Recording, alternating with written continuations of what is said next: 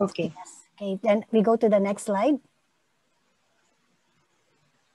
So currently we have 22 member organizations in 16 countries in Asia, and our members are national farmers associations and or farmers cooperatives. Next slide. Our current work is within the framework of the Global Action Plan of the United Nations Decade of Family Farming 2019 to 2028, attracting the youth to agriculture under Pillar 2, Women Farmer Empowerment under Pillar 3, strengthening the governance and organizational management of farmers associations and cooperatives under Pillar 4, sustainable climate resilient agroecological approaches in farms, fisheries, and forests under Pillar 6 and 7, securing rights of family farmers, especially with their natural resources such as lands, waters, forests, seeds under pillars 1 and 5. Next slide, please. At the onset of the COVID-19 in our countries, we asked our members to monitor the situation and then conducted online sharing sessions. From these sessions, we produced and widely disseminated in April a statement on farmers as frontliners during COVID-19, as it is probably the first statement issued by a regional farmer organization on the pandemic. As IFAD is our key development partner, please click. We also made a video appeal to the IFAD president to turn the challenges into opportunities for family farmers by directly financing our organizations. In response, IFAD allowed us to utilize funds from our existing project to respond to COVID-19. We then asked our members and partners to document their stories on challenges and responses in print and video, which you can view from our website. And we have specifically put tabs for COVID-19 impact and resource and responses. The circle here that are the responses done by FOs, and they can be categorized into 3. Relief, such as the distribution of food packs, sanitation, and hygiene products for affected families done in Myanmar, Philippines, Vietnam, India, Nepal, and Bangladesh. Second is rehabilitation, such as conduct of awareness campaign, developing policy messages, sharing sessions, linking to markets, and provision of loans by cooperatives in majority of countries.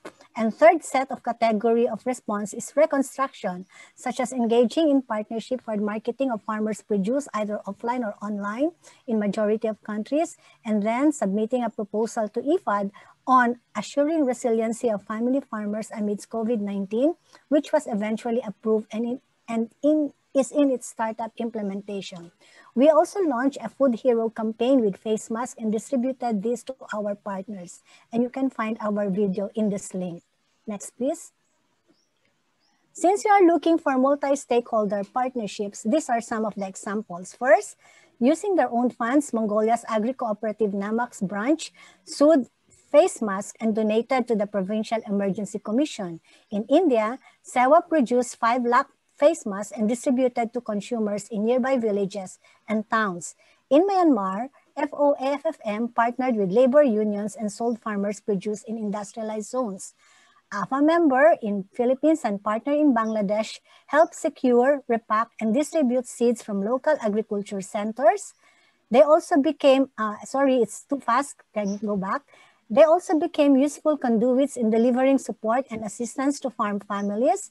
And AFA member in Laos partnered with the LGU and a local logistics company to bring organic vegetables to the capital. Next slide, please.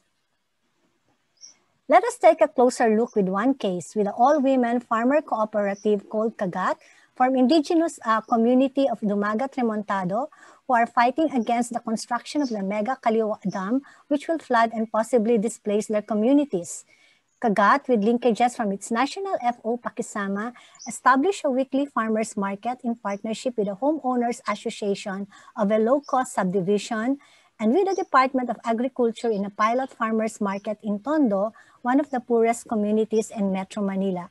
It also partnered with a religious institution. You can see the photo here from the photo below, who bought more than 1,000 food packs, which are ingredients for local food sinigang, pakbet, and laing, for its food assistance to poorer communities. It also partnered with a startup enterprise doing online marketing direct to households. In the process, Kagat increased the farm gate price by 25%, decreased retail price by 5%, provided fresh local vegetables, created jobs for 7 people with youth, and strengthened the organizations, and expanded their partnerships, and contributing to SDGs 1, 2, 3, 4, 5, 8, 10, 11, 12, 15, 16, and 17. I hope you will agree. Okay, next. The Global Agriculture for Food Security Program is a multilateral funding which works to improve food and nutrition security through effective partnerships, strategic development, and targeted use of funds. Its governance structure is unique. Its steering committee is composed of representatives from donor governments, recipient countries, UN agencies, regional multilateral finance institutions, and CSO producer organizations. The 3 CSO reps are ROPA for Africa, AFA for Asia, and ActionAid USA for Northern NGOs. The Gaps We Missing Middle project in Bangladesh, next please, provides direct financing to 55 subnational farmers organizations and cooperatives in the North and South regions, as well as to their national FO. FAO Bangladesh is the supervising entity. The FOs established 57 virtual call centers. The VCCs have youth operators with an Android phone. They provide business information, places orders to local input dealers and service providers, and negotiate with local traders. The operator has access to the profile of all members, the details about up and downstream value chain actors, and partners with a rickshaw driver for pickup and deliverables of supply. Next, lastly, you may have heard of the UN Food Systems Summit called for by the UN Secretary General. Here is a diagram from FAO that shows how the UNDFF supports the SDGs and how the SDGs support the UNDFF. So it affects, it contributes to all the 17 SDGs. I hope the examples we gave can attest to this mutual support relation between UNDFF and the SDG. Next, please. Lastly, you may have heard of the UN Food Systems called for by the UN Secretary in 2019. The summit hopes to launch bold new actions to deliver progress on all 17 SDGs, realizing that each of the SDGs rely to some degree on healthier, more sustainable, and equitable food systems. In this next slide, we can say that the Food Systems Summit is a solution summit. There are 5 action tracks: ensure and safe nutritious food for all, shift to sustainable consumption pattern, boost nature positive production, advance equitable livelihoods, and build resilience to vulnerable shocks and stresses. AFA, can you click? AFA is in Action 1 and has led the game-changing idea on neglected and underutilized crops and school feeding program. We are in Action Track 3 as well, where we co-led a game-changing solution on agroecology, and we are beginning to take part in Action Track 4. We would like to highlight the role of cooperatives in achieving the SDGs under this Action Track 4. Also, AFA decided to get involved because we know that nothing about us without us. The FSS train will move with or without us. And we want to make efforts to articulate our perspective, solutions, and influence the process inside while respecting the values of those who decide to engage outside the process. Next, please. It is a people summit. It is a people summit, and there are 4 kinds of multi-stakeholder dialogues being conducted. Member state dialogues convened by countries, by governments, but encourage and anticipating and expecting that these are multi-stakeholder dialogues, so CSOs should be invited here. And then we have global dialogues, upcoming one on water in April 27.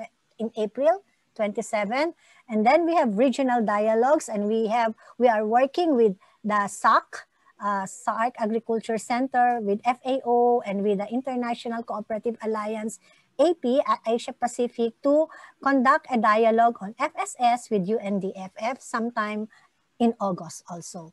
and also independent dialogues where anyone, any organization can conduct an independent dialogue on FSS. Just submit online your dialogue and the results of your dialogue so that it can feed into the FSS processes.